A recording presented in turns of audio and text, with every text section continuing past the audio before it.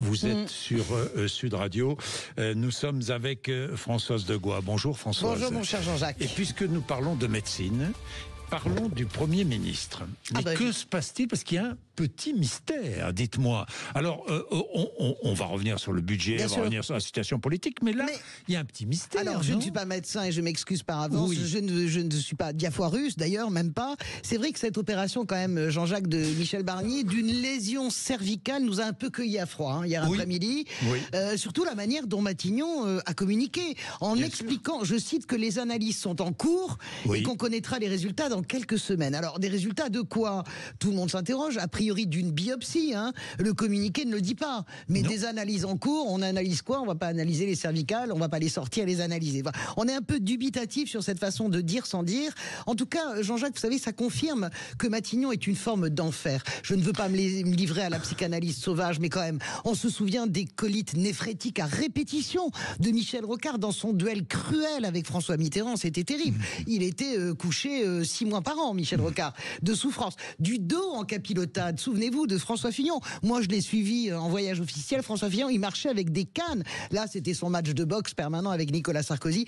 En fait, cette opération des cervicales et ce qui suivra, avec ce point d'interrogation sur ce qui suit, eh bien, ça s'inscrit quand même dans la continuité de cet enfer. Oui, alors, 2 remarques. La première, c'est la communication qui est trop discrète, me semble-t-il. Communication de nos puissants, entre guillemets, que ce soit le président de la République ou le Premier ministre, on ne sait jamais dans quel état de santé ils sont, ou rarement il y a des communiqués, mais qui sont extrêmement vagues. Moi, je trouve que quand même ce communiqué de Matignon, il est plus précis que d'habitude. Ils auraient très bien pu dire opération bénigne, de lésion cervicale, et puis point. Là, il laisse quand même la porte ouverte à je ne sais pas quoi. Alors, peut-être que c'est rien, peut-être que c'est tout. Bien, Michel Barnier absent jusqu'à jeudi, donc à l'Assemblée nationale, ce n'est pas non plus la grande ambiance. Bah alors non, je pense que tout le monde a mal au dos, et tout le monde en a plein le dos au sens métaphorique du terme. Il y a une forme de désintérêt d'ailleurs des Français, parce que les Français, ils savent pas vraiment, mais ils savent qu'ils vont passer à la casserole, et que les carottes sont cuites,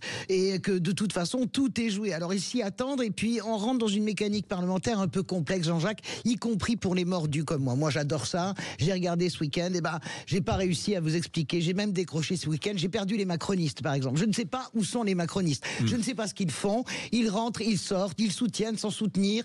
Ils soutiennent la corde, le pendu, comme la corde soutient le pendu. En réalité, on a bien compris que les macronistes ne veulent pas être associés dans ce budget, tout en ne faisant pas tomber le gouvernement Barnier, parce que qu'est-ce qu'il y a? Il y a peut-être des législatives, à l'été prochain, et ça va être compliqué d'aller défendre ça. Idem pour le Rassemblement national, transformé en véritable béquille. Tout passe grâce au Rassemblement national. Mais ce week-end, je peux vous dire que les députés frontistes du Rassemblement national qui sont repartis dans leur circuit, ils se sont fait secouer par les électeurs. Les électeurs ne comprennent absolument rien. Et puis il y a la gauche. Alors là, la gauche... Ok, c'est ma famille politique, mais alors parfois, j'ai tellement envie de rire, je suis avec du popcorn, je regarde. Alors, les insoumis accusent les socialistes de pas être assez présents. Ils donnent des taux de participation dans l'hémicycle. À cause de vous, nous n'avons pas pu faire voter des trucs sur l'ISF, alors que tout le monde sait très bien que tout sera à balayer. Et le plus célèbre d'entre eux, primum inter pares, François Hollande, qui se fait taper, mais à juste titre. François Hollande. Parce qu'il n'est pas là, lui. Mon cher ami, il a voté une seule fois, François Hollande, depuis le début de la législature. Tout le monde s'ennuie. Et tout le monde reste qu'à 3h du matin, voter 100, 200 amendements. François Hollande, il n'est pas là. Qu'est-ce qu'il fait, François Hollande? Il fait ce qu'il a toujours adoré. Vous vous dites qu'en fait, que l'Élysée n'a été qu'une parenthèse.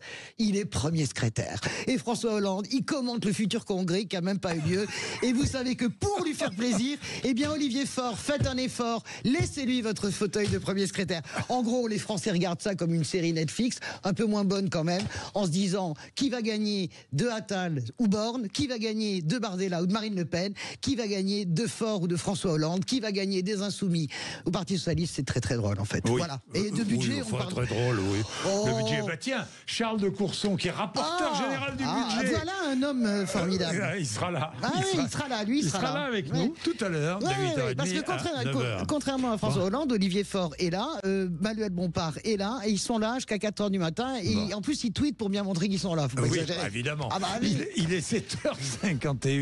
Merci d'être avec nous. Merci Françoise. 7h51, nos auditeurs.